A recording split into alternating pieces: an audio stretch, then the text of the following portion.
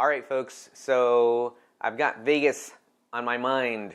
We're having a weekend of workshops in Las Vegas, December 3rd and 4th, 2022.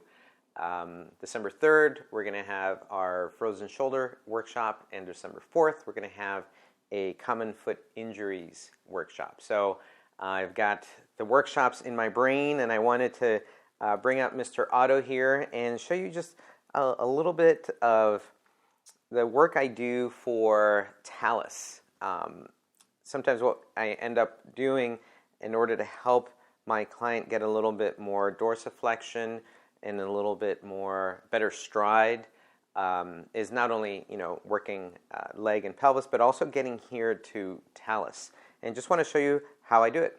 So we've got our beautiful Talus here, and one thing I like to do is put my fingers right in this area.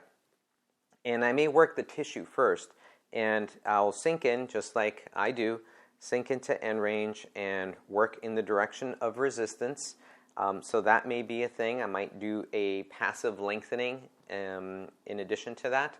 And if these terms sound foreign to you, check out our free course, online free course, Concepts of Palpation, where you'll see me explain these terms and these concepts. So I may be working in here, working in the direction of resistance. Let's say it's superior. I might do a little passive lengthening.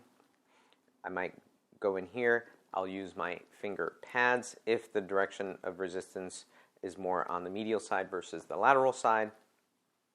I could also drop an forearm in here and work just like so.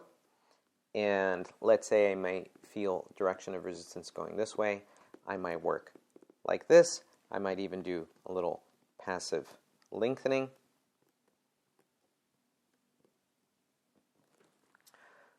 I might also work right in that tibiotalar joint and sink my fingers into the space as I'm dorsiflexing my client's ankle. And this may help me to bring a little bit of distraction in this area. It might help to kind of open up this area for them.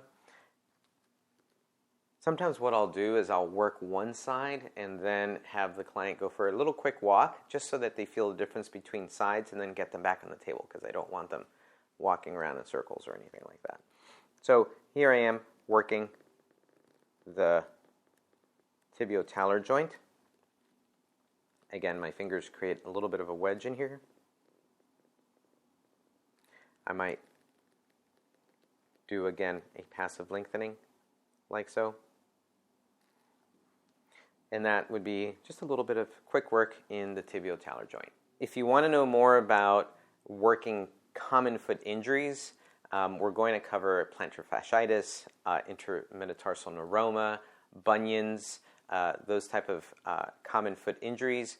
And please feel free, sign up, join our workshop December 3rd and 4th in Las Vegas, Nevada. And looking forward to seeing you there. We'll have a link in the description. And thanks again for watching.